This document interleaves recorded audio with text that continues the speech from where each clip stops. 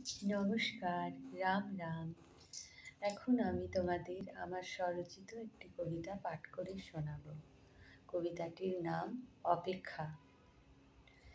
মনে পড়ে বারে বারে তোমার মুখখানি প্রিয়, যা কিছু ভুল করেছি আমি দয়া করে ক্ষমা করে দিও। তোমার অপেক্ষায় কাটে দিন, কাটে রাত, ক্রন্দনরত হৃদয়ে আছে কত শত আঘাত।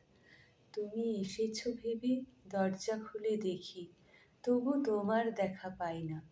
ব্যালকনিতে বসে তোমার কল্পনায় বিভোর হয়ে থাকি, তবু তোমার দেখা পাই না। নকল হাসি হাসতে হাসতে আমি ক্লান্ত, তোমার দেখা পেলেই হবে আমার হৃদয় শান্ত। তাই তোমায় পাঠালাম এই নিমন্ত্রণপত্র অতি যত্নে। ক্ষমার অযোগ্যাকে ক্ষমা করে দেখা দিও বাস্তবে, নয় স্বপ্নে।